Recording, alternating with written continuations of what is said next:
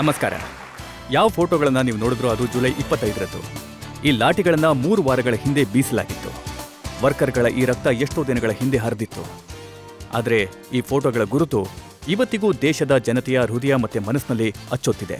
ಈ ಗುರುತೇನಿದೆ ಇದು ಇಡೀ ಪ್ರಪಂಚದಲ್ಲಿ ನಮ್ಮ ದೇಶದ ಮರ್ಯಾದೆನ ಕಳೆದಿದೆ. ಯಾವ ದಿನ ಈ ಘಟನೆ ಆಯ್ತೋ ನೀವು ನಮಗೆ SMS ಕಳಿಸಿದ್ರಿ, ಇಮೇಲ್ ಮಾಡಿದ್ರಿ, ನೀವು ನಮಗೆ ಪತ್ರ ಬರೆದ್ರಿ ಮತ್ತೆ ಹೇಳಿದ್ರಿ ಹರಿಯಾಣದ ಮುಖ್ಯಮಂತ್ರಿಯನ್ನ ಆಪ್ಕಿ ಅದಾಲತ್ಗೆ ಕರೆಸಿ ಅವರಿಂದ ಸ್ಪಷ್ಟನೆ ಕೇಳಬೇಕು ಅಂತ. ಇವತ್ತಿನ ಮೊಕದ್ದಮೆ ಹರಿಯಾಣದ ಗುಡ್ಗಾಂವ್ನಲ್ಲಿ ನಡೆದ ಅದೇ ಘಟನೆಯ ಮೇಲೆ ಆಧಾರಿತವಾಗಿದೆ. ಹರಿಯಾಣದ ಮುಖ್ಯಮಂತ್ರಿ ಭೂಪೇಂದ್ರ ಸಿಂಗ್ ಹೂಡಾ ಆಪ್ಕಿ ಅದಾಲತ್ನಲ್ಲಿ ಹಾಜರಾಗಿ.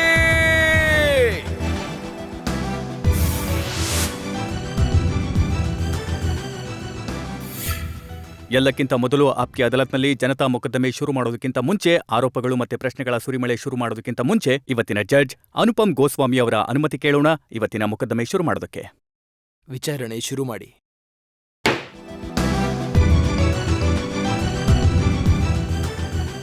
ಹಾಗಿದ್ರೆ ಮೊಕದ್ದಮೆ ಶುರುವಾಗುತ್ತೆ. ಆಪ್ಕಿ ಅದಾಲತ್ನಲ್ಲಿ ಮೊದಲ ಆರೋಪ ಭೂಪೇಂದ್ರ ಸಿಂಗ್ ಹೂಡಾ ಅವರ ಮೇಲೆ. ಆಪ್ಕಿ ಅದಾಲತ್ನಲ್ಲಿ ಹರಿಯಾಣದ ಮುಖ್ಯಮಂತ್ರಿ ಭೂಪೇಂದ್ರ ಸಿಂಗ್ ಹೂಡಾ ಅವರ ಮೇಲೆ ಇರುವ ಆರೋಪ. ಇವರು ಕಾರ್ಮಿಕರ ರಕ್ತ ಹರಿಸಿದ್ದಕ್ಕೆ ಜವಾಬ್ದಾರರಾಗಿದ್ದಾರೆ. ಹೂಡಾಜಿ, ಒಂದು ಇಂಗ್ಲಿಷ್ನ ಗಾದೆ ಇದೆ, ಏನಂದ್ರೆ ಯಾವಾಗ ರೋಮ್ ಹೊತ್ತಿ ಉರಿತಾ ಇತ್ತೋ ಆಗ ನೀರು ಕೊಳಲು ಬಾರಿಸ್ತಿದ್ದ ಅಂತ. ನಾನು ಕೇಳ್ಪಟ್ಟೆ ಏನಂದ್ರೆ ಯಾವ ಸಮಯದಲ್ಲಿ ಹರಿಯಾಣದ ಪೊಲೀಸರು ಜನರನ್ನ ಹೊಡಿತಾ ಇದ್ರು ಆಗ ನೀವು ಎಲ್ಲೋ ವಿಶ್ರಾಂತಿ ತಗೋತಾ ಇದ್ರಂತೆ. ನಾನು ಪ್ರಥಮ ಮುಖ್ಯಮಂತ್ರಿ ಆಗಿದ್ದೀನಿ.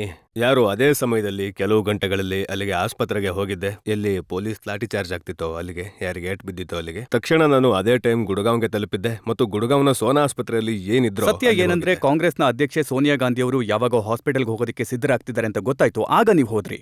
ಇಲ್ಲ, ನನಗಂತೂ ಗೊತ್ತಾಗ್ತಿದ್ದ ಹಾಗೆ ನಾನು ಹೋಗಿದ್ದೆ. ಮತ್ ನಿಮಗೆ ಗೊತ್ತಾಗೋ ಅಷ್ಟ್ರಲ್ಲಿ ತುಂಬಾ ತಡ ಆಗಿತ್ತಾ? ಅದೇನಂದ್ರೆ ಹರಿಯಾಣ ಏನೋ ಆತರ ಅಲ್ವಲ್ಲ, ಏನಂದ್ರೆ 1 ನಿಮಿಷದಲ್ಲಿ ಎಲ್ಲಿಗಾದ್ರೂ ತಲುಪಬಹುದು ಅನ್ನೋಕೆ ಕೆಲವು ಗಂಟೆಗಳಲ್ಲಿ ಹೋಗಿದ್ದೆ. ನಿಮ್ಮ ಹತ್ರ ಇಂಟೆಲಿಜೆನ್ಸ್ನ ಅಥವಾ ಪೊಲೀಸ್ನ ಯಾವುದೇ ಇನ್ಫಾರ್ಮೇಶನ್ ಇರ್ಲಿಲ್ವಾ? ಇಲ್ಲ ನಿಮಗೆ ಇದಕ್ಕೂ ಮುಂಚೆ ಹೀಗಿದೆ. ಇದು ಏನ್ ಕೆಲಸ ಆಯ್ತೋ 2 ಕಡೆಯಿಂದಲೂ ಅತಿರೇಕ ಆಯ್ತು. ಮೊದಲು ಪೊಲೀಸವ್ರಿಗೂ ಕೂಡ ಸಾಕಷ್ಟು ಏಟ್ ಬಿತ್ತು, ಆಮೇಲೆ ಕೆಲವು ಜನರಿಗೂ ಬಿತ್ತು. ಮತ್ತಿದು ಈಗ ಸಮಯ ಇವರ ಬಣ್ಣ ಬಯಲು ಮಾಡಿದೆ. ಏನಂದ್ರೆ ನಾನು ಅನ್ಕೋತೀನಿ ಕೇವಲ ವರ್ಕರ್ಸ್ ಇರ್ಲಿಲ್ಲ ಅಲ್ಲಿ ಅಂತ, ಇನ್ನಷ್ಟು ಕೆಲವು ಶಕ್ತಿಗಳಿದ್ವು. ಅವರೆಲ್ಲ ಈ ರೀತಿ ಕೆಲಸ ಮಾಡಿದ್ರು. ಕಿಡಿಗೇಡಿಗಳು ಕೂಡ. ಯಾವುದೇ ಶಕ್ತಿ ಇರ್ಲಿ, ಯಾರೇ ವ್ಯಕ್ತಿ ಇರ್ಲಿ, ಮತ್ತೆ ಪೊಲೀಸ್ ನೀವು ನೋಡಿದ್ರಿ, ನೀವು ನಾವು ನೋಡಿದ್ವಿ, ನನ್ನ ಯಾವ ಮಾತು ರೀತಿ? ಕೇಳಿ. ನಾನಿನ್ನು ಉತ್ತರ ಪೂರ್ತಿ ಹೇಳಿಲ್ಲ. ನೀವೇನ್ ಪ್ರಶ್ನೆ ಕೇಳಿದ್ರು ಅದಕ್ಕೆ ಉತ್ತರ ಕೊಡ್ತಿದ್ದೀನಿ. ನಮ್ಮ ಹತ್ರ ಇಂಟೆಲಿಜೆನ್ಸ್ ರಿಪೋರ್ಟ್ ಇತ್ತು. ಏನಂದ್ರೆ ವರ್ಕರ್ಗಳ ಪ್ರೊಸೆಷನ್ ಬರುತ್ತೆ ಮತ್ತದು ಮೊದ್ಲು ಬಂದಿತ್ತು. ಏನು ಮೊದ್ಲೆಲ್ಲ ಪೀಸ್ಫುಲ್ ಆಗಿ ಹೋಗಿದ್ದಾರೆ. ಮತ್ತೆ ಹೊಂಡಾದ ವರ್ಕರ್ಗಳ ನೆಗೋಷಿಯೇಷನ್ 6 ಸಲ ಮೊದ್ಲೇ ಆಗೋಗಿತ್ತು. ಇದು ಶ್ರೀ ಓಂ ಪ್ರಕಾಶ್ ಚೌಟಾಲಾ ಯಾವಾಗ ಮುಖ್ಯಮಂತ್ರಿ ಆಗಿದ್ರು ಆವಾಗಿಂದ ಈ ಜಗಳ ಶುರುವಾಗಿತ್ತು. ಮತ್ತು 6 ಸಲ ನೆಗೋಷಿಯೇಷನ್ ಆಗಿ ಅವರ ನಿರ್ಧಾರ ಕೂಡ ಆಗೋಗಿತ್ತು. ಮತ್ತಿದು ನಿರ್ಧಾರ ಆಗಿತ್ತು ಏನಂದ್ರೆ 100 ಯಾರು ವರ್ಕರ್ ನಾವು ತಗೋತೀವಿ ಹೊಂಡದವರು ಅಂತ. ಮತ್ತೆ ಯಾವ ದಿನ ಅವರ 100 ವರ್ಕರ್ಗಳು ಹೋಗೋ ಸಮಯ ಇತ್ತೋ ಕೆಲವು ಶಕ್ತಿಗಳು ಅವರನ್ನ ಒಳಗಡೆ ಹೋಗೋಕ್ ಬಿಡ್ಲಿಲ್ಲ. ಮತ್ತೆ ಆಮೇಲೆ ಯಾವಾಗ ಪ್ರೊಸೆಷನ್ ಬಂತೋ ಅದಕ್ಕೂ ಮುಂಚೆ ಪ್ರೊಸೆಷನ್ ತೆಗೆದಿದ್ರು. ಮತ್ ನಾನು ಆಗ್ಲೇ ಹೇಳಿದ್ದೆ, ನಾನ್ ಈ ಮಾತನ್ನ ಒಪ್ಕೊಳ್ಳಲ್ಲ, ವರ್ಕರ್ ಈ ತರ ಮಾಡ್ತಾರೆ ಅಂತ. ಬೇರೆ ಶಕ್ತಿಗಳಿವೆ, ಅವ್ರಿಗೆ ಬಹುಶಃ 5 ತಿಂಗಳಾಗಿದೆ ಕಾಂಗ್ರೆಸ್ ಸರ್ಕಾರಕ್ಕೆ. ಮತ್ತೆ ಯಾವ ರೀತಿ ಹರಿಯಾಣ ವಿಕಾಸ ಆಗ್ತಿದೆಯೋ, ಏನ್ ರೆಸ್ಪಾನ್ಸ್ ಸಿಗ್ತಿದೆಯೋ ಅದನ್ನ ಅವ್ರಿಗೆ ಅರ್ಗಿಸ್ಕೊಳಕ್ ಆಗ್ತಿಲ್ಲ ಅಂತ ಶಕ್ತಿಗಳು. ನಾನು ನಿಮ್ಮ ಎಲ್ಲ ಮಾತುಗಳನ್ನ ಒಪ್ಪೋದಕ್ಕೆ ತಯಾರಾಗಿದ್ದೀನಿ. ಆದ್ರೆ ಇದನ್ನ ಹೇಳಿ, ಯಾವ ಒಂದು ವಿಚಾರ ಜಸ್ಟಿಫೈ ಮಾಡತ್ತೆ ಏನಂತಂದ್ರೆ ಪೊಲೀಸ್ನವರು ಲಾಠಿಗಳಿಂದ ಜನರನ್ನ ಇಷ್ಟು ಕೆಟ್ಟದಾಗಿ ಹೊಡೆದಿದ್ದಾರೆ, ಅದು ನಮ್ಮ ಕಣ್ಣು ಮುಂದೆ ಕಾಣಿಸ್ತಾ ಇದೆ. ನಾನು ಜಸ್ಟಿಫೈ ಮಾಡ್ಲಿಲ್ಲ. ಜಸ್ಟಿಫೈ ಮಾಡಿದ್ರೆ ನಾನು ಜಾಗಕ್ಕೆ ಹೋಗ್ತಾ ಇರ್ಲಿಲ್ಲ. ನಾನು ಜಾಗಕ್ಕೆ ಹೋಗಿದ್ದೆ, ಮೆಜಿಸ್ಟ್ರಿಯಲ್ ಎನ್ಕ್ವೈರಿ ಮಾಡಿದೀನಿ, ಅವರ ಚಿಕಿತ್ಸೆ ಮಾಡಿಸಿದೀನಿ, ಮತ್ತೆ ಇವತ್ತು ಜುಡಿಷಿಯಲ್ ಎನ್ಕ್ವೈರಿ ಆಗ್ತಿದೆ. ಮತ್ ನಾನ್ ಹೇಳಿದೀನಿ ಯಾರೇ ದೋಷ ಆಗಿದ್ರು ಕೂಡ ಅವನನ್ನ ಪೂರ್ಣ ರೂಪದಿಂದ ನಾವು ನಾನು ನಿಮ್ಮನ್ನ ಇಷ್ಟು ಕೇಳೋದಕ್ಕೆ ಇಷ್ಟಪಡ್ತಾ ಇದ್ದೀನಿ. ಏನೆಲ್ಲ ನಾವು ಟಿವಿಗಳಲ್ಲಿ ನೋಡಿದ್ವೋ, ಏನು ಇಡೀ ಪ್ರಪಂಚ ಟಿವಿನಲ್ಲಿ ನೋಡಿದ್ಯೋ, ಯಾವ್ದರ ಕಾರಣದಿಂದ ಹರಿಯಾಣದ ಹೆಸರು ಹಾಳಾಯ್ತೋ ಇದರಿಂದ ಸ್ಪಷ್ಟವಾಗಿ ಕಾಣಿಸುತ್ತೆ ಏನಂತಂದ್ರೆ ಪೊಲೀಸ್ನವರು ಆರ್ಸಿ ಹುಡುಕಿ ಜನರ ತಲೆಗೆ ಲಾಠಿಗಳಿಂದ ಹೊಡೆದಿದ್ದಾರೆ. ಇದಕ್ಕೋಸ್ಕರನೇ ನಾನು ಜುಡಿಷಿಯರಿ ಎನ್ಕ್ವೈರಿ ಮಾಡಿಸಿದ್ದೀನಿ. ಏನಂದ್ರೆ ಮಾಬ್ನ ಕಂಟ್ರೋಲ್ ಮಾಡೋದಕ್ಕೆ ಸಾಕಷ್ಟು ಸಲ ಅನಿವಾರ್ಯವಾಗಿ ಲಾಠಿ ಚಾರ್ಜ್ ಮಾಡ್ಬೇಕಾಗುತ್ತೆ. ಆದ್ರೆ ಅವರಿಗೆ ಇನ್ಸ್ಟ್ರಕ್ಷನ್ ಇರುತ್ತೆ ಇದು ಭುಜದಿಂದ ಕೆಳಗೆ ಹೊಡೆಯೋಕೆ. ಮತ್ತಿದು ಯಾವಾಗ ನಾನು ಫುಟೇಜ್ ನೋಡಿದೆ ಅದೇ ಸಮಯದಲ್ಲಿ ನಾನು ಎನ್ಕ್ವೈರಿ ಮಾರ್ಕ್ ಮಾಡಿದೆ. ಏನಂದ್ರೆ ಇದನ್ನ ಕೆಲವು ವ್ಯಕ್ತಿಗಳು ಅನ್ಟುವರ್ಡ್ ಇನ್ಸಿಡೆನ್ಸ್ ಏನಾಯ್ತೋ, ಒಂದು ದುಃಖದ ಘಟನೆ ಏನ್ ನಡೀತು ಅದಕ್ಕೆ ರಾಜಕೀಯ ಬಣ್ಣ ಬಳಿಯೋಕೆ ಪ್ರಯತ್ನ ಮಾಡಿದ್ದಾರೆ. ಮತ್ತೆ ಇದಕ್ಕೋಸ್ಕರನೇ ನಾವು ಜುಡಿಷಿಯಲ್ ಎನ್ಕ್ವೈರಿಗೆ ನಾವು ಆದೇಶ ಕೊಟ್ಟಿದೀವಿ. ಸಾಮಾನ್ಯವಾಗಿ ಏನಾಗುತ್ತೆ ಅಂದ್ರೆ ಒಂದು ವೇಳೆ ಈ ತರದ ಯಾವ್ದಾದ್ರೂ ಘಟನೆ ಆಗೋದಿದ್ರೆ ಅದರ ಮಾಹಿತಿ ಮೊದಲೇ ಇರುತ್ತೆ ಅಲ್ವಾ? ನಾನು ಹೇಳ್ತಿದ್ದೇನಲ್ಲ, ಪ್ರೊಸೆಷನ್ ಇತ್ತು ನಮ್ಗೆ. ಆದ್ರೆ ಕೆಲವು ಸಲ ಇವಾಗ ಹೇಗೆ ಬಣ್ಣ ಬಯಲಾಯ್ತೋ ಈ ಸಂಚು ಮಾಡಿರೋ ಬಗ್ಗೆ ಮುಂದೆ ಬರೋ ಸಮಯದಲ್ಲಿ ಎನ್ಕ್ವೈರಿ ಹೇಳುತ್ತೆ. ನಾನು ಜಾಸ್ತಿ ಕಮೆಂಟ್ ಮಾಡೋಕೆ ಇಷ್ಟಪಡಲ್ಲ ಇದ್ರ ಮೇಲೆ. ಜುಡಿಷಿಯಲ್ ಎನ್ಕ್ವೈರಿ ಮುಂದೆ ಇದೆ, ಆದ್ರೆ ಈ ವಿಷಯದ ಬಗ್ಗೆ ನಾನಿದು ಪೂರ್ತಿಯಾಗಿ ಸಾಬೀತಾಗೋಗಿದೆ. ಕೇವಲ ವರ್ಕರ್ಗಳ ಜಗಳ ಇದು ಆಗಿರ್ಲಿಲ್ಲ. ಯಾಕಂದ್ರೆ ವರ್ಕರ್ಗಳ ಮ್ಯಾನೇಜ್ಮೆಂಟ್ ನ ಜಗಳ ಆಗಿದ್ರೆ ಅದು ಹೊಂಡಾ ಫ್ಯಾಕ್ಟರಿ ಎದುರುಗಡೆ ಯಾವತ್ತಾದ್ರೂ ಆಗೋಗಿರೋದು. ಗುಡ್ಗಾವ್ನಲ್ಲಿ ಆಯ್ತು, ಮತ್ತೆ ಶಕ್ತಿಗಳು ಸಾಕಷ್ಟಿದ್ವು. ಅವರಿಗೆ ತಮ್ಮದೇ ಆದ ಆಲ್ಟರ್ನೇಟ್ ಮೋಟಿವ್ ಇರುತ್ತೆ. ಅವರು ಇಂಥ ಪರಿಸ್ಥಿತಿನ ಸೃಷ್ಟಿ ಮಾಡಿದ್ದಾರೆ. ಮತ್ತೆ ಯಾವುದೇ ಅನ್ವರ್ಡ್ ಇನ್ಸಿಡೆಂಟ್ಸ್ ಆಗಿದೆ ಇದರಲ್ಲಿ. ಯಾರಿಗೂ ಯಾವುದೇ ಪೊಲಿಟಿಕಲ್ ನಮ್ಮಲ್ಲೂ ಸಾಕಷ್ಟು ಸಲ ಆಗುತ್ತೆ. ಆದ್ರೆ ಏನ್ ಕಾರಣ ಅಂತ ಆಕ್ಸೆಸಸ್ ಆಗಿವೆ, ಎರಡು ಕಡೆಯಿಂದನೂ ಆಗಿವೆ. ಮತ್ತೆ ಇದೇ ಕಾರಣದಿಂದ ಜುಡಿಷಿಯಲ್ ಎನ್ಕ್ವೈರಿಗೆ ಕೂರಿಸಿದೀವಿ. ಅದ್ರ ರಿಪೋರ್ಟ್ ಬಂದ್ಬಿಡುತ್ತೆ. ಮತ್ತೆ ಯಾರು ದೋಷಿ ಇದಾರೋ ಅವ್ರಿಗೆ ಶಿಕ್ಷೆ ಕೊಡ್ತೀವಿ. ಜನರನ್ನ ಕೇಳೋಣ, ಒಂದ್ ವೇಳೆ ಅವರ ಮನಸ್ಸಿನಲ್ಲಿ ಈ ತರದ ಯಾವ್ದಾದ್ರು ಪ್ರಶ್ನೆ ಇದೆಯಾ ಅಂತ. ಕೇಳಿ. ಒಂದು, ನಿಮ್ಮ ಆಡಳಿತದ ಮೇಲೆ ಹಿಡ್ತಾ ಇಲ್ಲ, ಯಾರೂ ನಿಮ್ಮ ಆದೇಶನ ಪಾಲ್ಸಲ್ಲ. ಮತ್ ನೀವೊಂದು ಹೊಸ ನೀತಿ ಜಾರಿ ಮಾಡಿದ್ರಿ ಹರಿಯಾಣದಲ್ಲಿ. ಏನಂದ್ರೆ ಮೊದ್ಲು ಜನರಿಗೆ ಹೊಡೀರಿ, ಆಮೇಲೆ ರಾಜಿ ಮಾಡ್ಸಿ. ಗುಡಗಾಂವಲ್ಲಿ ಏನ್ ಲಾಠಿ ಚಾರ್ಜ್ ಮಾಡಿದ್ರೋ ಏನ್ ನೀವ್ ಹೇಳಿದ್ರು, ಸತ್ಯವಾದ ವಿಷಯ ಏನು ಅಂತಂದ್ರೆ ನೀವು ಹೊಡ್ಸಿದ್ದೆಲ್ಲ ಅಮಾಯಕ ಜನರಿಗೆ. ಮತ್ ನೀವು ಪದೇ ಪದೇ ಏನ್ ಹೇಳ್ತಿದ್ದೀರಲ್ವಾ, ಶಕ್ತಿಗಳಿದ್ವು ಇದ್ರ ಹಿಂದೆ ಅಂತ ಹೇಳಿ. ಅದ್ ಯಾವ ಶಕ್ತಿ ಅಂತ ನೀವೇ ಹೇಳಿ, ನಿಮಗೆಲ್ಲ ಗೊತ್ತಲ್ವಾ. ಆಡಳಿತ ನಿಮ್ ಕೈಯಲ್ಲಿದೆ. ನೀವಂತೂ ರಜತ್ ಅವರೇ ಅರ್ಧ ಕ್ವಶನ್ ಕೇಳ್ತಾ ಇದ್ದೀರಾ. ರೋಹಟಕ್ಕಲ್ಲಿ ಮದ್ವೆ ಆಗದೆ ಇರೋ ಹುಡುಗಿರನ್ನ ಅವರಿಗೆ ಮದ್ವೆ ರೋಹಟಕ್ಕಲ್ಲೂ ನೀವು ಲಾಠಿ ಚಾರ್ಜ್ ಮಾಡ್ಸಿದ್ರಿ. ಮತ್ತೆ ಅದಾದ 2ನೇ ದಿನದ ನಂತರ 3ನೇ ದಿನದ ನಂತರ ಲಾಠಿ ಬೀಸಿದ ನಂತರ ರೋಹಟಕ್ನಲ್ಲಿ ಕೆಟ್ಟದಾಗ ಹೊಡೆದ್ರಿ, ಆಮೇಲೆ ರಾಜಿ ಮಾಡ್ಕೊಂಡ್ರಿ. ಏನಂದ್ರೆ ಇದು ಏನ್ ನೀವು ಹೇಳಿದ್ರು, ವರ್ಕರ್ ನನ್ನ ಹತ್ರ ಬಂದಿದ್ರು. ಮತ್ತೆ ಯಾವಾಗ ನಾನು ಮ್ಯಾನೇಜ್ಮೆಂಟ್ ಜೊತೆ ಮಾತಾಡಿದ್ದೆ, ಈಗೇನ್ ಇವರು ರೋಹಟಕ್ನ ಬಗ್ಗೆ ಮಾತಾಡ್ತಾರೋ ಅವ್ರ ನನ್ನ ಹತ್ರ ಬಂದಿದ್ರು ಚಂಡೀಗಢದಲ್ಲಿ ಭೇಟಿ ಆಗೋಕೆ. ನಾನು ಏನ್ ಹೇಳ್ತಾ ಇದ್ದಾರೆ ಅಂತಂದ್ರೆ, ಮೊದಲು ನೀವು ಪೊಲೀಸ್ ಅವರಿಂದ ಹೊಡಿಸ್ತೀರಾ, ಇಲ್ಲ ಅವರ ದೂರು ಇದ್ರ ಬಗ್ಗೆ ಇರ್ಲಿಲ್ಲ. ಅವರ ದೂರು ಇದ್ರ ಬಗ್ಗೆ ಏನೂ ಇರ್ಲಿಲ್ಲ. ಇದಂತೂ ಇವರದ್ದು ಏನಾದ್ರೂ ಇರ್ಬೋದು, ಬಹುಶಃ ಇವರದ್ದು ಕೂಡ ಎಲ್ಲಾದ್ರೂ ಇರ್ಬೋದು, ಹೇಳಕ್ಕಾಗಲ್ಲ. ಆದ್ರೆ ಅವರಿಗೆ ಯಾವ ದೂರು ಇರ್ಲಿಲ್ಲ. ಅವರ ದೂರು ಏನು ಇತ್ತು ಅಂದ್ರೆ, ನಮ್ಮ ಈ ಅಂದ್ರೆ ಈಗ ನೀವು ಹೇಳ್ತಾ ಇರೋದು ಇವರು ಕಿಡಿಗೇಡಿಗಳು ಅಂತಾನ? ಇವಾಗ ಇದನ್ನ ಇವರೇ ಹೇಳ್ಬೇಕು. ಆದ್ರೆ ಇರ್ಬೋದು, ಇವ್ರಿಗೆ ಯಾವ್ದಾದ್ರು ರಾಜಕೀಯ ಆಲೋಚನೆ ಇರ್ಬೋದು, ಇವರಿಗೆ ಇವರ ರಾಜಕೀಯ ಐಡಿಯಾಲಜಿಯ ವ್ಯಕ್ತಿ ಆಗಿರ್ಬೋದು. ನಾನೇನ್ ಹೇಳಕ್ ನೋಡಿ, ನಾನು ನಿಮ್ಮ ಮಾತನ್ನ ಒಪ್ಕೋತೀನಿ. ಏನಂದ್ರೆ ಕಿಡಿಗೇಡಿಗಳಿದ್ರು, ನಾನು ನಿಮ್ಮ ಮಾತನ್ನ ಒಪ್ಕೊಳ್ತೀನಿ, ಹೊರಗಡೆಯಿಂದ ಜನ ಬಂದಿದ್ರು ಅಂತ. ಆದ್ರೆ ಏನು ಹೊರಗಿನಿಂದ ಬಂದವರನ್ನ, ಕಿಡಿಗೇಡಿಗಳನ್ನ ಇಷ್ಟೊಂದು ಕೆಟ್ಟದಾಗಿ ಹೊಡೆಯೋ ಅವಶ್ಯಕತೆ ಇತ್ತ? ಹೇಗೆ ಪೊಲೀಸ್ನವರು ಇವ್ರುಗಳಿಗೆ ಹೊಡೆದಿದ್ದಾರಲ್ಲ ಆ ತರ? ಇಲ್ಲ, ನಾನಂತೂ ಈ ವಿಷಯದಿಂದ ನಿಮ್ಗೆ ಪೊಲೀಸ್ಗೆ ಇದನ್ನಂತೂ ನಾನು ಹೇಳಿಲ್ಲ. ಈಗ ನೀವು ತಪ್ಪು ಮಾಡಿದ್ದೀರಾ ಅಂತ ಇದಕ್ಕೋಸ್ಕರನೇ ಜುಡಿಷಿಯಲ್ ಎನ್ಕ್ವೈರಿ ಕೂರಿಸಿದ್ವಿ. ಮತ್ತೆ ಐಡೆಂಟಿಫೈ ಮಾಡ್ತೀವಿ ನಾವು. ಏನು ಮಾಬ್ ಕಂಟ್ರೋಲ್ ಮಾಡೋದು ಸಾಕಷ್ಟು ಸಲ ಅನಿವಾರ್ಯವಾಗಿರುತ್ತೆ. ಗುಂಡುಗಳನ್ನು ಕೂಡ ಹಾರಿಸ್ತಾರೆ, ಗ್ಯಾಸ್ ಕೂಡ ಹಾರಿಸ್ತಾರೆ. ಯಾವುದೇ ಫೈರಿಂಗ್ ಆಗ್ಲಿಲ್ಲ ಅಲ್ಲಿ. ಮತ್ತೆ ಯಾವ ತರ ಟಿವಿಲಿ ತೋರಿಸಿದ್ರೋ ಆ ತರ, ಕ್ಷಮಿಸಿ. ಅಥವಾ ನೀವು ಎಲ್ಲಾದ್ರೂ ಈ ರೀತಿ ಆದಾಗ ಒಂದ್ ಇನ್ಸಿಡೆನ್ಸ್ ಹೇಳಿ ನೋಡೋಣ, ಅಲ್ಲಿ ಫೈರಿಂಗ್ ಆಗಿಲ್ಲ ಅಂತ. ಯಾವಾಗ ನನಗೆ ಗೊತ್ತಾಯ್ತೋ ನಾನು ಪೊಲೀಸ್ಗೆ ಆದೇಶ ಕೊಟ್ಟೆ, ವಿತ್ ಇನ್ ಇಂಟ್ರೆಸ್ಟ್ ಕೆಲಸ ಮಾಡ್ಬೇಕು. ಮತ್ತು ಯಾರು ಮಾಡಿದ್ರೋ ಇರ್ಬೋದು ಪೊಲೀಸ್ನಲ್ಲೂ ಕೂಡ ಅಂತವ್ರು, ನಾನು ಹೇಳಕ್ಕಾಗಲ್ಲ, ಅದನ್ನ ಎನ್ಕ್ವೈರಿ ಹೇಳುತ್ತೆ. ಯಾಕಂದ್ರೆ ಯಾರು ನಿಮ್ಮ ವಿರೋಧಿಗಳಿದ್ದಾರೋ ಅವರಂತೂ ನೈತಿಕತೆ ಇತ್ತು. ಅದೇ ಸಮಯದಲ್ಲಿ ನಾನು ಹೋದೆ, ಅಲ್ಲಿ ಎಲ್ಲಾನು ಮಾಡ್ದೆ, ಮತ್ತೆ ಜುಡಿಷಿಯಲ್ ಎನ್ಕ್ವೈರಿಗೆ ಆದೇಶ ಕೊಟ್ಟೆ. ನಿಮ್ಮ ವಿರೋಧಿಗಳು ಹೇಳ್ತಾರೆ ಏನಂದ್ರೆ, ಜಲಿಯನ್ ವಾಲಾಬಾಗ್ನಲ್ಲಿ ಯಾವ ರೀತಿ ಆಗಿತ್ತು, ಸುತ್ತುವರೆದು 4 ಕಡೆಯಿಂದ ಪೊಲೀಸ್ನವರು ಹೊಡೆದಿದ್ರು, ಆ ತರ ಘಟನೆ ಕಾಣಿಸ್ತಿತ್ತು ಅಂತ. ಜಲಿಯನ್ ವಾಲಾಬಾಗ್ನಲ್ಲಂತೂ ಎಷ್ಟು ಜನ ಸತ್ತಿದ್ರು ಅದನ್ನೇ ತಾನೇ ನಾನು ಹೇಳ್ತಿದ್ದೀನಿ. ನಾನಂತೂ ಖುದ್ದಾಗಿ ನಿಮ್ಮ ಚಾನಲ್ಗೆ ಬಂದೆ. 100 ಜನ ಚರಂಡಿ ಒಳಗೆ ಬಿದ್ದಿದ್ದಾರೆ, 100 ಜನ ನಾಪತ್ತೆ ಆಗಿದ್ದಾರೆ. 3ನೇ ದಿನ ಎಲ್ಲಿಂದ ಚರಂಡಿ ಒಳಗೆ ಬಂದ್ರು, ಯಾರು ನಾಪತ್ತೆ ಆಗಿದ್ರು, ಹೇಗೆ ಫ್ಯಾಕ್ಟರಿ ತಲುಪಿದ್ರು, ಈ ವಿಷಯದ ಬಗ್ಗೆ ನೀವೇ ಎನ್ಕ್ವೈರಿ ಮಾಡಿ ನೋಡಿ. ಈ ವಿಷಯದ ಬಗ್ಗೆ ಸಾಕಷ್ಟು ಆರೋಪಗಳಿವೆ, ಜನರ ಮನಸ್ಸಿನಲ್ಲಿ ಸಾಕಷ್ಟು ಪ್ರಶ್ನೆಗಳಿವೆ. ಅದ್ರ ಬಗ್ಗೆ ನಿಮ್ಮಿಂದ ಸ್ಪಷ್ಟನೆ ಕೇಳಬೇಕಿದೆ. ನಾವೀಗ ಒಂದು ಬ್ರೇಕ್ ತಗೊಳ್ಳೋಣ. ಮತ್ತೆ ಬ್ರೇಕ್ನ ನಂತರ ಭೂಪೇಂದ್ರ ಸಿಂಗ್ ಹೂಡಾ ಮೇಲೆ ಜನತಾ ಮೊಕದ್ದಮೆ ಮುಂದುವರಿಯುತ್ತೆ.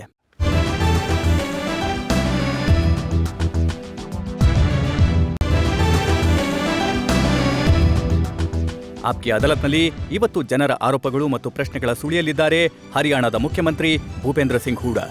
ಆಪ್ಕಿ ಅದಾಲತ್ನಲ್ಲಿ ಮುಂದಿನ ಆರೋಪ ಭೂಪೇಂದ್ರ ಸಿಂಗ್ ಹೂಡಾ ಮೇಲೆ. ಆಪ್ಕಿ ಅದಾಲತ್ನಲ್ಲಿ ಭೂಪೇಂದ್ರ ಸಿಂಗ್ ಹೂಡಾ ಮೇಲೆ ಇರುವ ಆರೋಪ, ಇವರ ಆಡಳಿತ ಕಾರ್ಮಿಕರ ಮೇಲಿನ ದೌರ್ಜನ್ಯ ತಡೆಯೋದ್ರಲ್ಲಿ ವಿಫಲವಾಗಿದೆ. ಹೂಡಾಜಿ, ಯಾವಾಗ ನಿಮ್ಮ ಮೊದಲ ಪ್ರೆಸ್ ಕಾನ್ಫರೆನ್ಸ್ ಇತ್ತೋ ಮುಖ್ಯಮಂತ್ರಿಯಾದ 2 ದಿನಗಳ ನಂತರ, ಆಗ ನನಗೆ ನೆನಪಿದೆ, ನೀವು ಹೇಳಿದ್ರಿ ಹರಿಯಾಣಕ್ಕೆ ಎಂಥ ಆಡಳಿತ ಕೊಡ್ತೀವಿ ಅಂದ್ರೆ ಅದು ಪೊಲೀಸರ ಆತಂಕದಿಂದ ಮುಕ್ತವಾಗಿರುತ್ತೆ ಅಂತ. ಭಯಮುಕ್ತವಾಗಿರುತ್ತೆ.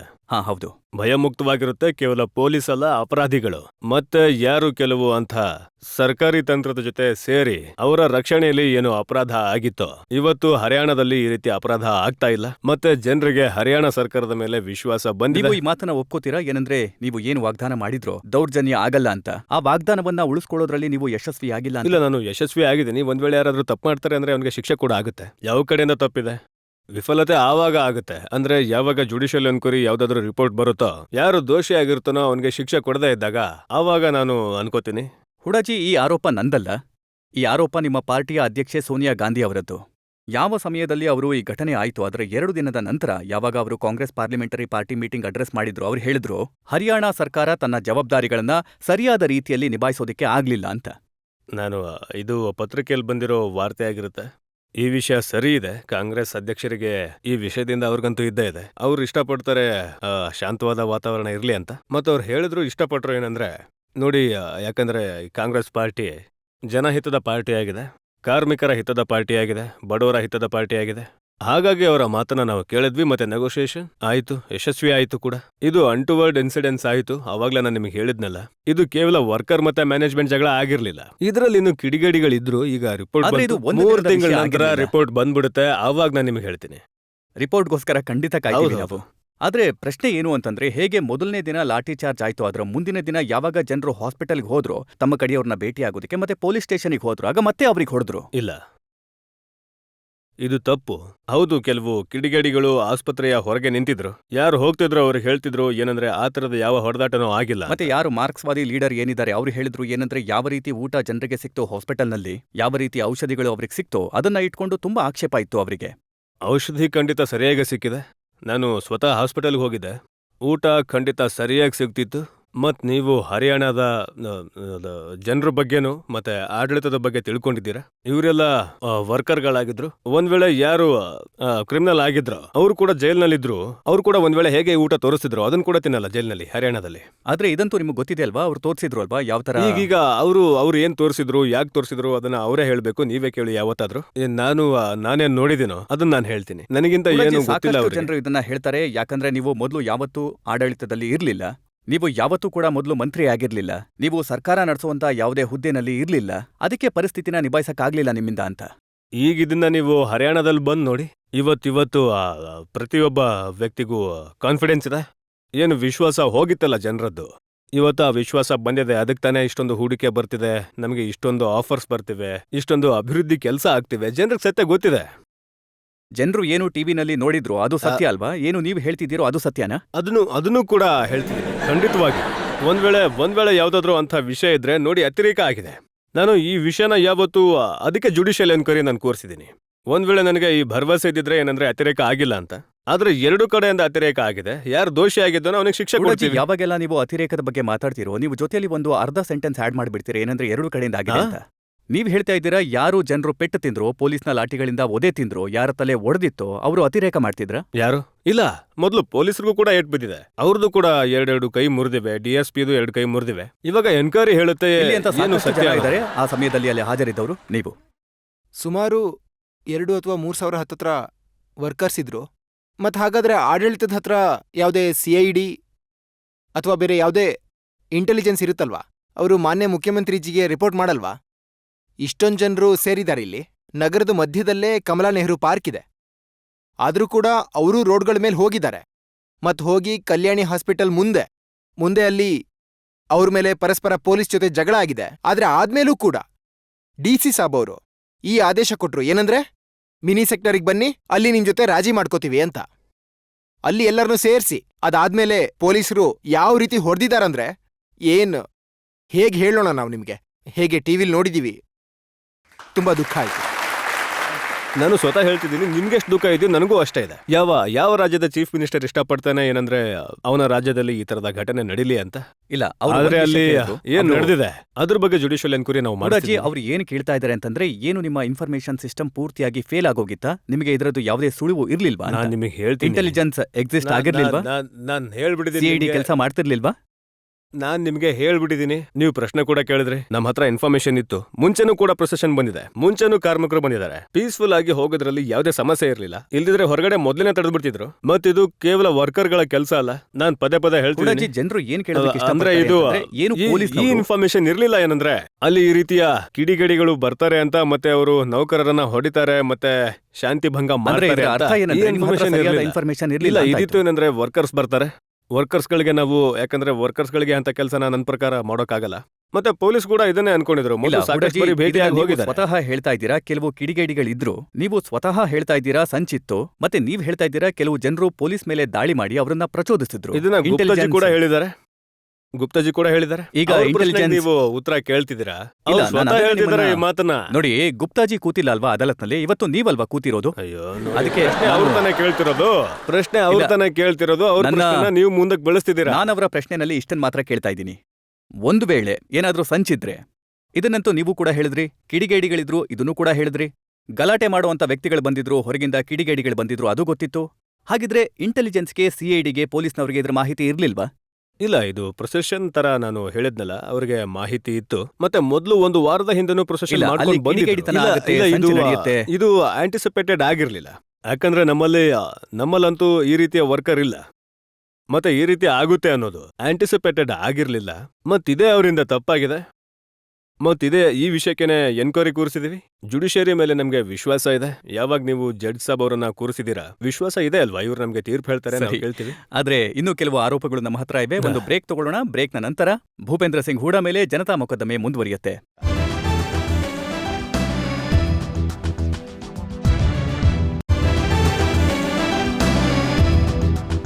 ಆಪ್ಕಿ ಅದಾಲತ್ನಲ್ಲಿ ಇವತ್ತು ಜನರ ಪರವಾಗಿ ನಾವು ಮೊಕದ್ದಮೆ ನಡೆಸ್ತಾ ಇದ್ದೇವೆ ಹರಿಯಾಣದ ಮುಖ್ಯಮಂತ್ರಿ ಭೂಪೇಂದ್ರ ಸಿಂಗ್ ಹೂಡಾ ಮೇಲೆ. ಆಪ್ಕಿ ಅದಾಲತ್ನಲ್ಲಿ ಮುಂದಿನ ಆರೋಪ ಹರಿಯಾಣದ ಮುಖ್ಯಮಂತ್ರಿ ಭೂಪೇಂದ್ರ ಸಿಂಗ್ ಹೂಡಾ ಮೇಲೆ. ಆಪ್ಕಿ ಅದಾಲತ್ನಲ್ಲಿ ಹರಿಯಾಣ ಮುಖ್ಯಮಂತ್ರಿ ಭೂಪೇಂದ್ರ ಸಿಂಗ್ ಹೂಡಾ ಮೇಲೆ ಇರುವ ಆರೋಪ. ಇವರು ಬೇರೆಯವರ ಮೇಲೆ ದೋಷ ಹಾಕೋ ಪ್ರಯತ್ನ ಮಾಡಿದ್ರು. ನೀವು ಎರಡು ವಿಷಯಗಳನ್ನ ಪದೇ ಪದೇ ಹೇಳಿದ್ರಿ. ಒಂದನ್ನ ನೀವು ಹೇಳಿದ್ರಿ, ಏನಂದ್ರೆ ಮೀಡಿಯಾದವರು ಇದನ್ನ ದೊಡ್ಡದು ಮಾಡಿ ಪ್ರಸ್ತುತಪಡಿಸಿದ್ರು ಅಂತ. ನಾನು ಮೀಡಿಯಾನ ಬ್ಲೇಮ್ ಮಾಡ್ತಿಲ್ಲ. ನಾನು ಕೆಲವು ವ್ಯಕ್ತಿಗಳಿಗೆ ಮಿಸ್ಇನ್ಫಾರ್ಮೇಶನ್ ಯಾರು ಕೊಟ್ರಲ್ವಾ, ಮೀಡಿಯಾ ವೆರಿಫೈ ಮಾಡೋ ಪ್ರಯತ್ನ ಮಾಡಲಿಲ್ಲ. ಇದರಲ್ಲಿ ಏನು ವಿಷಯ ಅಲ್ಲ, ಯಾಕಂದ್ರೆ ನೀವು ಸ್ವತಃ ಕೇಳಿದ್ದೀರಾ ಏನಂದ್ರೆ 100 ಜನ ಚರಂಡಿ ಒಳಗಡೆ ಬಿದ್ದಿದ್ದಾರೆ ಅಂತ. ಇಲ್ಲ, ನೀವು ಪದೇ ಪದೇ ಚರಂಡಿ ಮಾತನ್ನೇ ಆಡ್ತಾ ಸೊ ಇದ್ದೀರಾ. ನೀವು ಕೇಳಿದ್ದೀರಾ, ನಾನು ಕೇಳಿದ್ದೀನಿ. ನೀವು ಕೂಡ ಪದೇ ಪದೇ ಅದೇ ಮಾತಾಡ್ತಾ ಇದ್ದೀರಾ. ನೀವು ಕೂಡ ಪದೇ ಪದೇ ಇಲ್ಲ. ಅದೇ ಪ್ರಶ್ನೆ ಕೇಳ್ತಿದ್ದೀರಾ, ಇಲ್ಲ, ಪದೇ ಪದೇ ನಾನು- ಅದೇ ಉತ್ತರ ಕೊಡ್ಬೇಕಾಗ್ತದೆ. ನಾನು ನೀವು ಕೊಟ್ಟಿರುವಂತ ನೀವು ಕೂಡ ಬೇರೆ ಪ್ರಶ್ನೆ ಕೇಳ್ತಾನೆ ಇಲ್ಲ, ಸುತ್ತಿ ಬಳಸಿ ಅದೇ ಪ್ರಶ್ನೆ ಕೇಳ್ತಿದ್ದೀರಾ. ಇಲ್ಲ ಸುತ್ತಿ ಮತ್ತೆ ಬಳಸಿ ಅದಕ್ಕೆ ಯಾಕೆ? ನಾನು ಉತ್ತರ ಇಲ್ಲ, ಕೊಡ್ತೀನಿ. ಎಲ್ಲಿವರೆಗೂ ನೀವು ನಾನಂತೂ ಐ ಆಲ್ವೇಸ್ ಕಟ್ ಸ್ಟ್ರೈಟ್.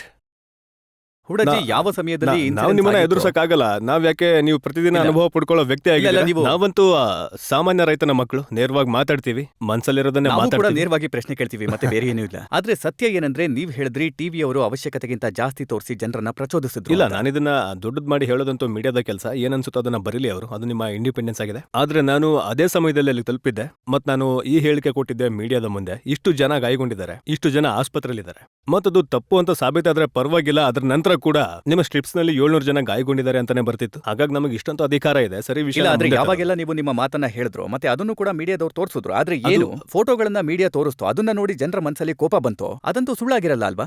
ಇಲ್ಲ, ಮೀಡಿಯಾಗೆ ನಾನು ಧನ್ಯವಾದ ಹೇಳ್ತೀನಿ. ಮೀಡಿಯಾದವರಿಗೆ ನನಗೇನು ಮೀಡಿಯಾದಿಂದ ಅದೇನೂ ಇಲ್ಲ.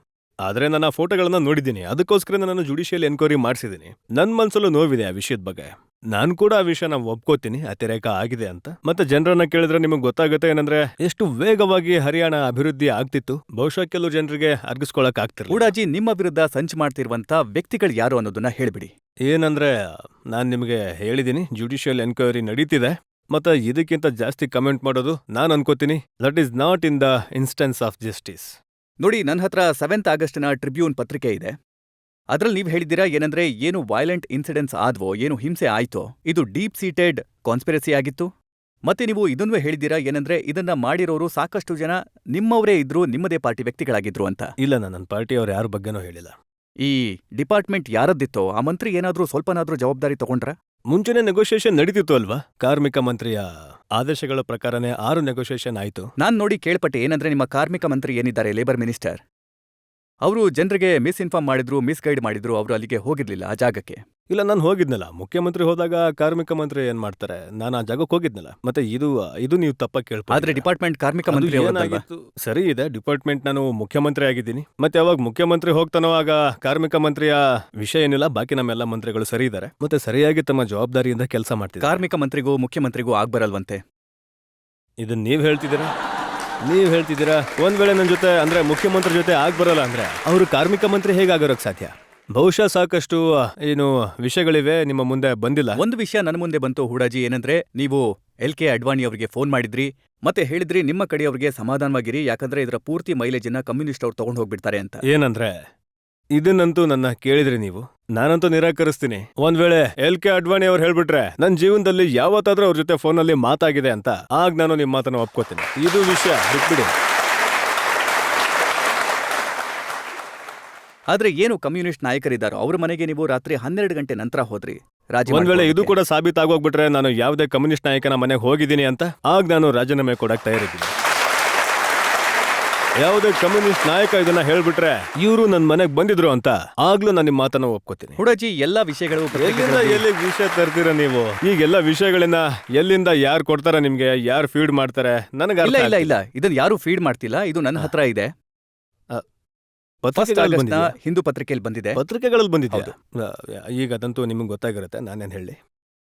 ನನಗೆ ಇದಕ್ಕೋಸ್ಕರ ನನ್ನ ಮೇಲೆ ಆರೋಪ ಇಲ್ಲ, ಇಲ್ಲ. ಮಾಡಬೇಡಿ, ಇದು ಪತ್ರಿಕೆಯಲ್ಲಿ ಪ್ರಿಂಟ್ ಆಗಿದೆ. ನಾನು ಅದಕ್ಕೋಸ್ಕರ- ಯಾರ ಮೇಲೂ ಆರೋಪ ಮಾಡ್ತಿಲ್ಲ. ಹೌದು, ಇದು ಖಂಡಿತ ಒಂದ್ ವೇಳೆ ಪತ್ರಿಕೆಯವರು ನನ್ನನ್ನು ಕೇಳಿದ್ರೆ ನಾನು ಸತ್ಯ ಏನಂತ ಅವ್ರಿಗೆ ಹೇಳ್ಬಿಡ್ತಿದ್ದೆ. ನೀವು ಧನ್ಯವಾದ ಹೇಳಬೇಕು, ಯಾಕಂದ್ರೆ ಪತ್ರಿಕೆಯಲ್ಲಿ ಒಂದ್ ವೇಳೆ ಏನಾದ್ರೂ ನ್ಯೂಸ್ ಪ್ರಿಂಟ್ ಆಗಿದೆ ಅಂದ್ರೆ ಅದ್ರ ಬಗ್ಗೆ ನಿಮಗೆ ಸ್ಪಷ್ಟನೆ ಕೊಡೋದಕ್ಕೆ ಅವಕಾಶ ಇಲ್ಲ, ಸಿಗ್ತಿಲ್ಲ. ನಾನು ಧನ್ಯವಾದ ಹೇಳ್ತೀನಿ ನಿಮಗೆ, ಇದರಲ್ಲಿ ಎರಡು ಮಾತಿಲ್ಲ. ನಾವೊಂದು ಬ್ರೇಕ್ ತಗೊಳ್ಳೋಣ, ಮತ್ತೆ ಮುಂದಿನ ಆರೋಪ ಇರುತ್ತೆ. ಅದ್ರ ಬಗ್ಗೆ ಭೂಪೇಂದ್ರ ಸಿಂಗ್ ಹೂಡಾ ಅವರಿಂದ ಮತ್ತೊಮ್ಮೆ ಸ್ಪಷ್ಟನೆ ಕೇಳೋಣ, ಗುಡ್ಗಾಂವ್ನಲ್ಲಿ ಆದ ಬರ್ಬರತೆಯ ದೌರ್ಜನ್ಯದ ಬಗ್ಗೆ.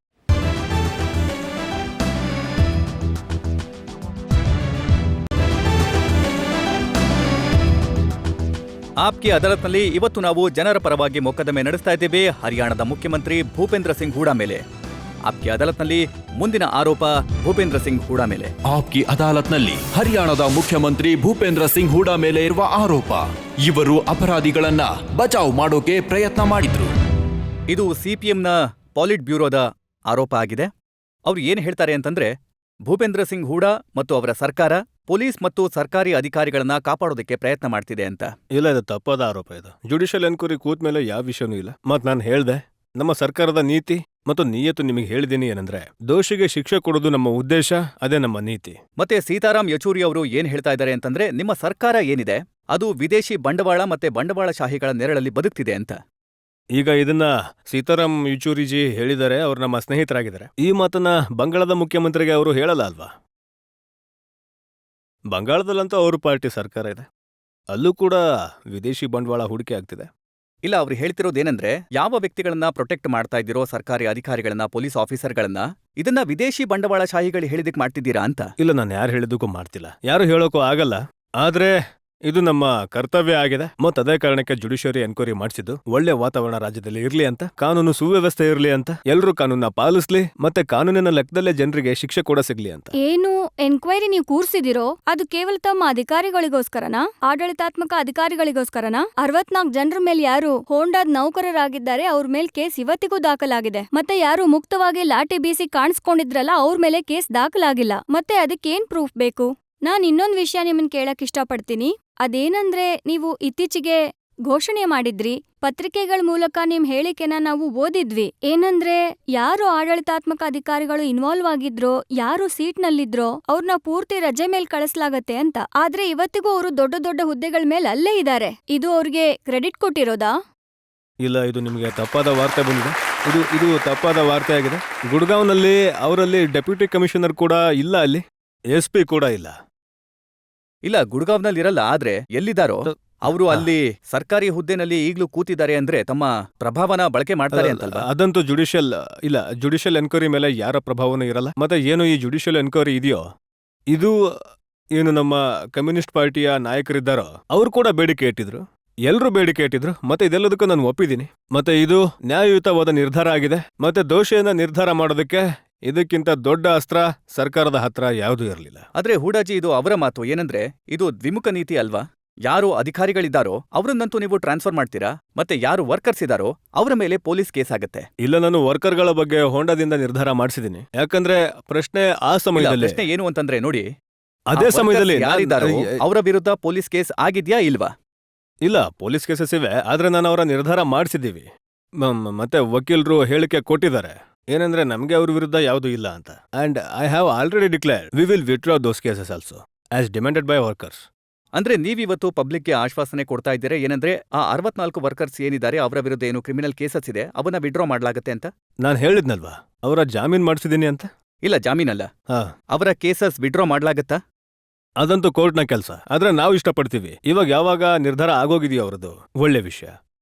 ಆದ್ರೆ ಕೋರ್ಟ್ ಏನ್ ನಿರ್ಧಾರ ತಗೊಳುತ್ತೆ ಅದು ಕೋರ್ಟ್ನ ಕೆಲಸ. ಅಲ್ಲ, ಆದ್ರೆ ನಾವು ಯಾವ್ದನ್ನು ಪರ್ಸ್ಯೂ ಮಾಡ್ತಿಲ್ಲ. ಜನರನ್ನ ಕೇಳೋಣ, ಒಂದ್ ವೇಳೆ ಅವರ ಮನಸ್ಸಿನಲ್ಲಿ ಈ ತರದ ಯಾವ್ದಾದ್ರು ಪ್ರಶ್ನೆ ಇದೆಯಾ ಅಂತ.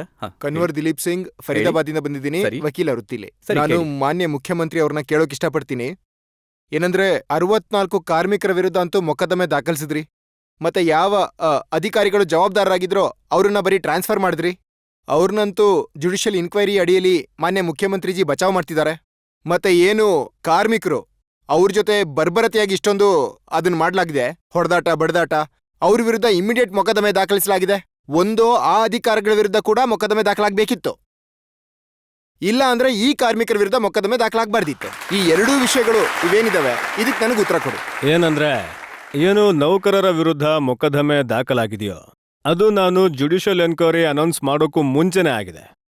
ಅದು ಮೊದಲೇ ಆಗೋಗಿತ್ತು. ಆದ್ರೆ ಯಾವಾಗ ನಾನು ಜುಡಿಷಿಯಲ್ ಎನ್ಕ್ವೈರಿ ಅನೌನ್ಸ್ ಮಾಡ್ತೀನೋ ಮತ್ತೆ ಅವಾಗ ಜುಡಿಷಿಯರಿ ಎನ್ಕ್ವೈರಿ ನಿರ್ಧಾರ ಮಾಡುತ್ತೆ ಅವ್ರ ಮೇಲೆ ಕೇಸ್ ಹಾಕ್ಬೇಕು ಅಥವಾ ಇಲ್ವಾ. ಹುಡಾಜಿ, ಯಾವ ರೀತಿ ನೌಕರರ ವಿರುದ್ಧ ಜುಡಿಷಿಯಲ್ ಇನ್ಕ್ವೈರಿ ಶುರು ಆಗೋದಕ್ಕೂ ಮೊದಲು ಕೇಸಸ್ ಆಗ್ಬೋದಾಗಿತ್ತೋ ಅದೇ ತರ ಅಧಿಕಾರಿಗಳ ವಿರುದ್ಧ ಕೂಡ ಅಂತ ಕೇಸಸ್ ನಾನು ಆಗ್ಬೋದಾಗಿತ್ತು. ಯಾವಾಗ ಆ ದಿನ ಜಾಗಕ್ಕೆ ಹೋದೆ ಅದೇ ಟೈಮಲ್ಲಿ ನಾನು ಹೇಳಿದೆ ನಾನು ಮ್ಯಾಜಿಸ್ಟ್ರೇಟ್ ಎನ್ಕ್ವೈರಿ ಅನೌನ್ಸ್ ಮಾಡಿದೆ. ಅದಕ್ಕೂ ಮುಂಚೆ ಇವ್ರ ವಿರುದ್ಧ ಮೊಕದ್ದಮೆ ಅಂತೂ ದಾಖಲಾಗೋಗಿತ್ತು. ಮತ್ತೆ ಅವ್ರ ಬಗ್ಗೆ ನಾನು ಹೇಳ್ಬಿಟ್ಟಿದ್ದೀನಿ ಏನಂದ್ರೆ ಸರ್ಕಾರದ ನೇರವಾಗಿ ಇದು ಇದೆ, ಮತ್ತೆ ಅವರ ಜಾಮೀನು ಕೂಡ ಮಾಡಿಸಲಾಗಿದೆ, ಅವ್ರ ಜೊತೆ ಮಾತುಕತೆ ಆಗಿದೆ. ಈಗ ನಮ್ಗೆ ಯಾವ ಸಮಸ್ಯೆನೂ ಇಲ್ಲ. ಯಾವಾಗ ನಿರ್ಧಾರ ಆಗೋಗಿದೆಯೋ ಒಂದು ವಿಷಯದಲ್ಲಿ ಅವರು ಸ್ವತಃ ಕೂತು ನಿರ್ಧಾರ ಮಾಡಿದ್ದಾರೆ. ನಾನು ಹೇಳೋದಕ್ಕೆ ಮಾಡಿಲ್ಲ, ಇಬ್ರು ಮುಖಾಮುಖಿ ಕೂತು ನಿರ್ಧಾರ ಮಾಡಿದ್ದಾರೆ. ನಾನು ಗುಡಗಾಂವ್ ನಿವಾಸಿ ಮತ್ತೆ ಡಿಸ್ಟ್ರಿಕ್ಟ್ ಕೋರ್ಟ್ ಗುಡಗಾಂವ್ ಅಲ್ಲಿ ಪ್ರಾಕ್ಟೀಸ್ ಮಾಡ್ತೀನಿ. ನಾನ್ ಹೇಳೋದೇನಂದ್ರೆ ಯಾರ್ದು ಡೈರೆಕ್ಟ್ ಇನ್ವಾಲ್ವ್ಮೆಂಟ್ ಇತ್ತೋ ಇಬ್ರು ಅಧಿಕಾರಿಗಳದ್ದು ಇವ್ರ ವಿರುದ್ಧ ಅಪರಾಧ ಮೊಕದ್ದಮೆನ ದಾಖಲಿಸಬೇಕಾಗಿತ್ತು. ಕನಿಷ್ಠ ಪಕ್ಷ ಅವ್ರನ್ನ ಅಮಾನತು ಮಾಡ್ಬೇಕಾಗಿತ್ತು. ನಾನು ಇದ್ನೂ ಹೇಳ್ತೀನಿ ಏನಂದ್ರೆ ಮಾನ್ಯ ಮುಖ್ಯಮಂತ್ರಿಜಿ ಈ ಇಬ್ರು ಕಳಂಕಿತ ಅಧಿಕಾರಿಗಳಿಗೆ ಶೆಲ್ಟರ್ ಕೊಡ್ತಿದ್ದಾರೆ ಮತ್ತೆ ಬಡ ಕಾರ್ಮಿಕರಿಗೆ ಯಾವುದೇ ನ್ಯಾಯ ಒದಗಿಸ್ತಿಲ್ಲ. ಏನಂದ್ರೆ ಇದು ಯಾವಾಗ ಜುಡಿಷಿಯಲ್ ಎನ್ಕ್ವೈರಿ ಆಯ್ತು ಆ ಇಬ್ಬರು ಯಾರು ಅಧಿಕಾರಿಗಳ ಬಗ್ಗೆ ನೀವು ಹೇಳಿದ್ರಲ್ಲ, ನಾನು ಅದೇ ಸಮಯದಲ್ಲಿ ಹೇಳಿದ್ದೆ ಏನಂದ್ರೆ ಎಲ್ಲಿವರೆಗೆ ಜುಡಿಷಿಯಲ್ ಎನ್ಕ್ವೈರಿಯ ರಿಪೋರ್ಟ್ ಬರಲ್ವೋ ಇವರು ಗುಡಗಾಂವ್ ಜಿಲ್ಲೆಯಲ್ಲಿ ಇರಲ್ಲ ಅಂತ. ಮತ್ ನಾನು ಅವರನ್ನ ವರ್ಗಾವಣೆ ಮಾಡ್ಬಿಟ್ಟೆ. ಮತ್ತಿದು ಎಲ್ಲಿವರೆಗೆ ಈಗ ಯಾರಾದ್ರೂ ನಿಮ್ಮ ಮೇಲೆ ಯಾರ ಮೇಲೆ ಆದ್ರೂ ಕೊಲೆ ಆರೋಪ ಇದೆ ಅಂದ್ರೆ ಅದನ್ನ ಕೋರ್ಟ್ ನಿರ್ಧಾರ ಮಾಡುತ್ತೆ. ಯಾವಾಗ ಜುಡಿಷಿಯಲ್ ಎನ್ಕ್ವೈರಿ ಇದೆ ಯಾರನ್ನ ದೋಷಿ ಅಂತ ನಿರ್ಧಾರ ಮಾಡುತ್ತೋ ಅವ್ರ ಅಧಿಕಾರಿನೇ ಆಗಿರ್ಲಿ ಯಾರೇ ಆಗಿರ್ಲಿ ಇಲ್ಲ ನಾನೇ ಆಗಿರ್ಲಿ ಅವ್ರಿಗೆ ಶಿಕ್ಷೆ ಕೊಡ್ತೀವಿ. ಇಲ್ಲ, ಜನ ಹೇಳ್ತಿರೋದೇನಂದ್ರೆ ಯಾವ ಅಧಿಕಾರಿಗಳು ನೇರವಾಗಿ ಇನ್ವಾಲ್ವ್ ಆಗಿದ್ದಾರೆ ಇಲ್ಲ ಅವರನ್ನ ಅಲ್ಲಿಂದ ವರ್ಗಾವಣೆ ಮಾಡ್ಬಿಟ್ಟೆ ಅಲ್ವಾ. ತೆಗೆದು ಹಾಕಿದ್ರೆ ಸಾಕಾಗಲ್ಲ. ಅವ್ರು ಹೇಳ್ತಾ ಇರೋದು ಅದನ್ನೇ. ನೋಡಿ, ನೀವು ಎಷ್ಟು ಜುಡಿಷಿಯಲ್ ಎನ್ಕ್ವೈರಿ ಆಗುತ್ತೋ, ಯಾವಾಗ ಯಾವುದಾದ್ರೂ ವಿಷಯದ ಬಗ್ಗೆ ಜುಡಿಷಿಯಲ್ ಎನ್ಕ್ವೈರಿ ಹಾಕಲಾಗುತ್ತೋ ಆಗ ಅದರ ತೀರ್ಪಿಗೆ ಕಾಯೋದಕ್ಕೂ ಕೂಡ ಪೇಷನ್ಸ್ ಇರುತ್ತೆ. ಅದಕ್ಕೂ ಮುಂಚೆ ಈಗ ನಾನು ಯಾರಿಗಾದ್ರೂ ಶಿಕ್ಷೆ ಕೊಟ್ರೆ ಏನಾದ್ರೂ ಮಾಡಿದ್ರೆ ಅದು ಅದರಲ್ಲಿ ಆ ಅಧಿಕಾರದಲ್ಲಿ ಹಸ್ತಕ್ಷೇಪ ಅಂತ ಅನ್ಸ್ಕೊಳ್ಳುತ್ತೆ. ಜುಡಿಷಿಯಲ್ ಎನ್ಕ್ವೈರಿ ಏನು ಸಣ್ಣ ವಿಷಯ ಅಲ್ಲ. ಹೈಕೋರ್ಟ್ ಜಡ್ಜ್ ಜುಡಿಷಿಯಲ್ ಎನ್ಕ್ವೈರಿ ಮಾಡ್ತಿದ್ದಾರೆ. ಎಲ್ರಿಗೂ ಅವಕಾಶ ಸಿಗುತ್ತೆ. ವಕೀಲ್ ಸಾಬ್ ಇದಾರೆ, ಇವ್ರಿಗೂ ಅವಕಾಶ ಸಿಗುತ್ತೆ. 50 ವರ್ಷಗಳಿಂದ ನಾವು judicial inquiry ನೋಡ್ತಾ ಇದ್ದೀವಿ. ನೀವು ನನ್ನ ಮಾತಿನ ಪೂರ್ತಿ ಉತ್ತರ ಕೇಳ್ತಿಲ್ಲ. ನೀವು ವಕೀಲ್ ಸಾಬ್ ಪ್ರಶ್ನೆ ಎತ್ತಿದ್ದಾರೆ, ಇವ್ರಿಗೂ ಅವಕಾಶ ಸಿಗುತ್ತೆ. ಅಫಿಡವಿಟ್ ಕೊಟ್ಟು ಅಧಿಕಾರಿಗಳ ವಿರುದ್ಧ ಈ ಹೇಳಿಕೆ ಕೊಡ್ಲಿ. ಅಫಿಡವಿಟ್ ಅಲ್ಲಿ ಜುಡಿಷಿಯಲ್ ಎನ್ಕ್ವೈರಿಯಲ್ಲಿ ಜಡ್ಜ್ ಏನ್ ಸಮಸ್ಯೆ ಇದೆ? ಹುಡಾಜಿ, ಯಾವಾಗ ಈ ತರದ ಮಾತುಗಳನ್ನ ನೀವು ಆಡ್ತಿರೋ ಆವಾಗ ಹೇಗನ್ಸುತ್ತೆ ಅಂತಂದ್ರೆ ನೀವ್ ಯಾರನ್ನ ಪ್ರೊಟೆಕ್ಟ್ ಮಾಡೋ ಪ್ರಯತ್ನ ಮಾಡ್ತಿದ್ದೀರಾ ಅಂತ. ಇಲ್ಲ, ಯಾರನ್ನಾದ್ರೂ ಪ್ರೊಟೆಕ್ಟ್ ಮಾಡೋಕಲ್ಲ. ಈ ವಿಷಯಕ್ಕೆ ನೀವು ಸರಿಯಾದ ಅರ್ಥ ಕಲ್ಪಿಸಿ. ನಾನು ಸರಿಯಾದ ದೋಷಿಗೆ ಶಿಕ್ಷೆ ಕೊಡೋಕೆ ಪ್ರಯತ್ನ ಮಾಡ್ತಿದ್ದೀನಿ, ಪ್ರೊಟೆಕ್ಟ್ ಏನೋ ಮಾಡ್ತಿಲ್ಲ. ಹುಡಾಜಿ, ನೀವು ನೋಡಿದ್ರಿ ಜನರಿಗೆ ಸಾಕಷ್ಟು ಆರೋಪಗಳಿವೆ, ಸಾಕಷ್ಟು ಪ್ರಶ್ನೆಗಳಿವೆ. ಆದ್ರೆ ಇವತ್ತು ಸಮಯ ಇಷ್ಟೇ ಇದೆ. ನಾವೊಂದು ಬ್ರೇಕ್ ತಗೊಳ್ಳೋಣ. ಮತ್ತೆ ಬ್ರೇಕ್ನ ನಂತರ ಕೇಳೋಣ ಜನತಾ ಜಡ್ಜ್ನ ತೀರ್ಪನ್ನ.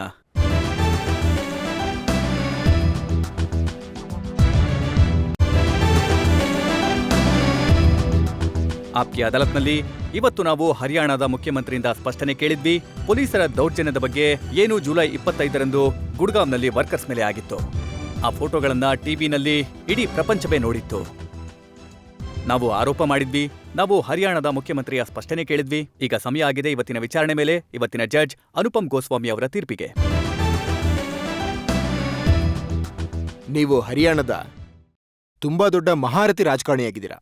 91, 96, 98ರಲ್ಲಿ ನೀವು ದೊಡ್ಡ ವಿಜಯನೇ ಸಾಧಿಸಿದ್ದೀರಾ ರಾಜಕೀಯದಲ್ಲಿ. ಅದನ್ನ ಮೀಡಿಯಾ ಮತ್ತೆ ಜನತೆ ಗುರುತಿಸಿದ್ದಾರೆ. ಎರಡನೇದು, ಮೀಡಿಯಾ ಮತ್ತೆ ಜನತೆನೆ ನಿಮ್ಮನ್ನ ಹರಿಯಾಣದಲ್ಲಿ ಕುಟುಂಬ ರಾಜಕಾರಣದ ಪರಂಪರೆಯಿಂದ ಭಿನ್ನವಾಗಿ ನೋಡುತ್ತೆ. ಆದ ಕಾರಣ ಅದಾಲತ್ ನಿಮ್ಗೆ 2 ಸಲಹೆ ಕೊಡೋಕೆ ಇಷ್ಟಪಡುತ್ತೆ. ಒಂದು, ಪ್ರತಿಯೊಬ್ಬ ರಾಜಕಾರಣಿ ಪ್ರಜಾಪ್ರಭುತ್ವದಲ್ಲಿ 2 ಥರದ ನ್ಯಾಯಾಲಯಗಳಲ್ಲಿ ಯಾವಾಗಲೂ ಇರಬೇಕು. ಒಂದು ಜನಮತ ಅಥವಾ ಚುನಾವಣೆ, ಮತ್ತೆ ಇನ್ನೊಂದು ಮೀಡಿಯಾ. ಮೀಡಿಯಾನ ಇಷ್ಟೊಂದು ಸಂದೇಹದಿಂದ ನೋಡ್ಬೇಡಿ. ಅದ್ರ ಬಗ್ಗೆ ನೀವು ಇಷ್ಟೊಂದು ತಲೆ ಕೆಡ್ಸ್ಕೊಳ್ಬೇಡಿ. ಬದಲಾಗಿ ಅದರ ಅಳತೆಗೋಲಿನ ಪ್ರಕಾರ ನಡ್ಕೊಳ್ಳೋಕೆ ಪ್ರಯತ್ನ ಮಾಡಿ. ಎರಡನೇ ಸಲಹೆ ಏನಂದ್ರೆ, ಅದಾಲತ್ ನಂಬುತ್ತೆ, ಮೀಡಿಯಾ ನಂಬುತ್ತೆ, ಜನತೆ ನಂಬ್ತಾರೆ. ಏನಂದ್ರೆ ನೀವು ಚೀಫ್ ಮಿನಿಸ್ಟರ್ ಆಗಿ ಸ್ವಲ್ಪ ಸಮಯ ಮಾತ್ರ ಆಗಿದೆ. ನೀವು ಆಡಳಿತದ ಮೇಲೂ ಅಷ್ಟೇ ಹಿಡಿತ ಸಾಧಿಸಬೇಕು, ಎಷ್ಟರ ಮಟ್ಟಿಗೆ ನಿಮ್ಮ ರಾಜಕೀಯದಲ್ಲಿ ಹಿಡಿತ ಇದೆಯೋ ಅಷ್ಟು. ಮತ್ತೆ ಅದಾಲತ್ ನಿಮ್ಮಿಂದ ಇದನ್ನ ನಿರೀಕ್ಷೆ ಮಾಡುತ್ತೆ. ಏನಂದ್ರೆ ಯಾವಾಗ ನೀವು ಮತ್ತೆ ಈ ಅದಾಲತ್ತಲ್ಲಿ ಪಾಲ್ಗೊಳ್ತಿರೋ ಆಗ ಆಡಳಿತದ ಮೇಲೂ ಅಷ್ಟೇ ಹಿಡಿತ ತೋರಿಸುವಂತ. Thank you. ಇದೇ ನಿರೀಕ್ಷೆ ಮತ್ತೆ ವಿಶ್ವಾಸದೊಂದಿಗೆ ಏನಂದ್ರೆ ಭೂಪೇಂದ್ರ ಸಿಂಗ್ ಹೂಡಾ ಹರಿಯಾಣದ ಮುಖ್ಯಮಂತ್ರಿಯಾಗಿ ಆಡಳಿತದ ಮೇಲೆ ತಮ್ಮ ಹಿಡಿತವನ್ನ ಇನ್ನೂ ಬಲವಾಗಿ ಸಾಧಿಸ್ಲಿ, ಮೀಡಿಯಾ ಮೇಲೆ ವಿಶ್ವಾಸ ಹೆಚ್ಚಿಸಿಕೊಳ್ಳಿ ಅಂತ ಹೇಳ್ತಾ ಇವತ್ತಿನ ಮೊಕದ್ದಮೆಯನ್ನ ಇಲ್ಲಿಗೆ ಮುಗಿಸೋಣ. ಮುಂದಿನ ವಾರ ಮತ್ತೆ ಭೇಟಿಯಾಗೋಣ ಆಪ್ಕೆ ಅದಾಲತ್ನಲ್ಲಿ ಒಂದು ಹೊಸ ಮೊಕದ್ದಮೆ ಜೊತೆಗೆ. ಅಲ್ಲಿಯವರೆಗೆ ನಮಸ್ಕಾರ.